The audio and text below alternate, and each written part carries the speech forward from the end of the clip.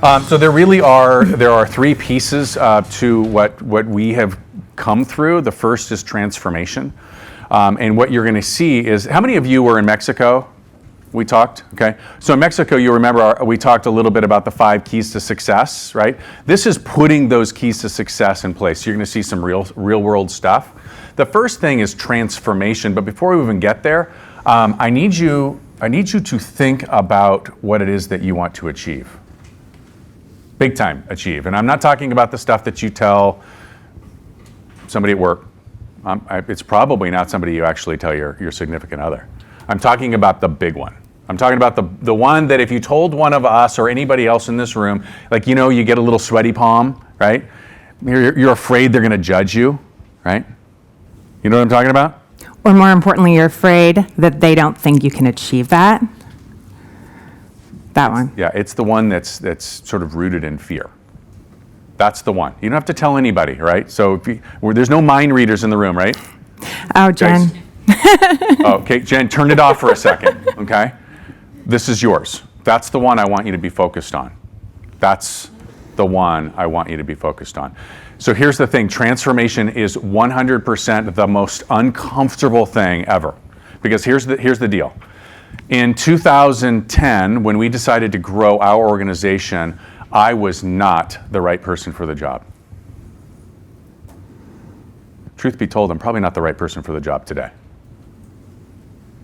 I know that the level of success that we had achieved at that moment was very much in alignment with the person that I was.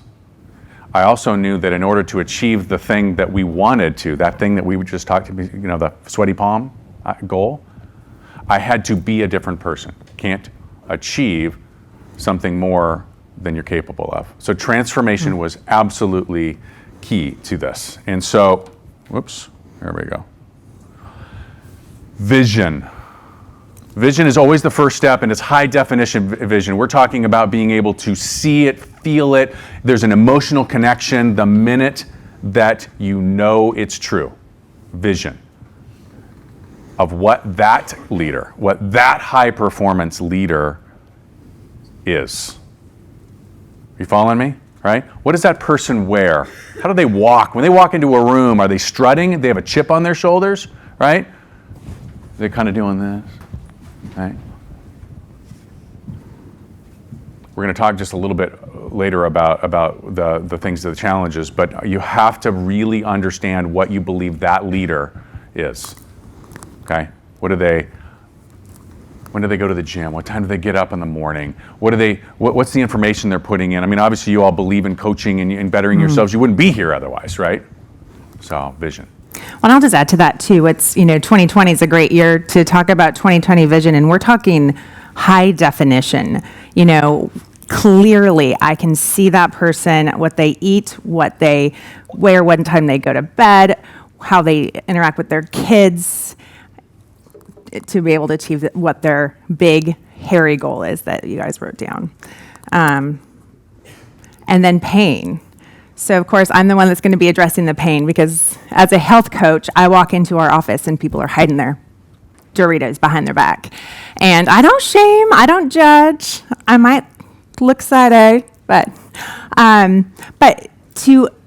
as human beings, we're naturally wired to move towards pleasure and away from pain, right? That saber-toothed tiger is painful. So you run away from it.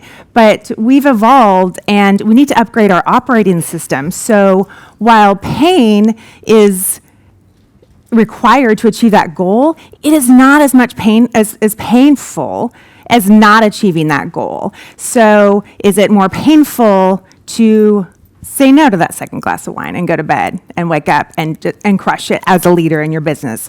Or is it more painful to operate below the level that you want to? Is it more painful to go to the gym or to do push-ups at the beach? I'm kidding, he really didn't do that. Or is it more painful to have knee pain and back pain because you're not taking care of your body to be the person that you need to be to reach that goal? So the pain of not doing the thing that you need to do that sounds like sacrifice and like you're I don't want to give up my cake or pizza or sleeping in or that show on TV that I can't stop watching, so I'm binging until midnight. The pain of saying no to that and sacrificing that has to be greater than the pain of turning off the TV and saying no to the glass of wine, because you're not going to be able to achieve your goal and be the person that you need to be to achieve that goal. Yeah.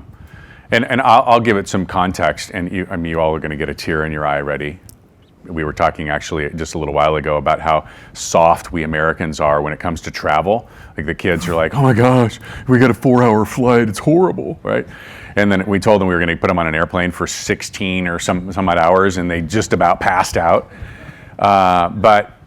So back when we decided that we were going to grow our organization, one of the things, right? So again, vision and clarity, understanding where I wanted to go and why we were going to do it. But now there was the pain of doing it.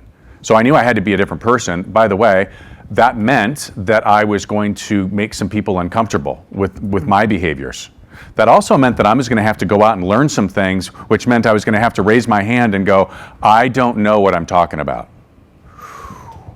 Ego, right? It also meant that I had to get in a car and I had to drive every Sunday afternoon, leave the family, and I had to drive 10 hours so that I could work for the next 4.5 days. And then I would drive on Thursday night and arrive home Friday morning, and that was not going to be well received, right? It was painful. There's pain that you're going to have to go through. And so the idea here from the transformation standpoint is the sooner you realize that it's going to be painful, the easier it's going to be. Well, and I wanted to, just a quick story. I don't know if it was talked about that we started our... Guys, this is where I need you, right? We started our company in 2006, and on July 7th of 2006. My oldest birthday is July 5th, 2006. And so don't recommend that timing. Timing is everything. Timing's everything. But what do I know? I've got all these hormones coursing through my veins. And my husband, my loving husband, says to me, babe, we're going to have to work real hard. And so you're going to have to allow me to work really hard for 1 year. Y'all, he lied. It's been way more than a year. We know the pain of growing your business, but understanding who you have to, having that vision and understanding the pain that you have to go through. Had he not even had that conversation with me in my hormonal postpartum, how do I keep this child alive state, it could have gone real bad for us as a married couple and in our business as well. So at least he did give me a glimmer of what the next year would look like, and we had that same conversation every year since. This is perfect timing for the next line. Yes. Right? Crabs. Right? This is great.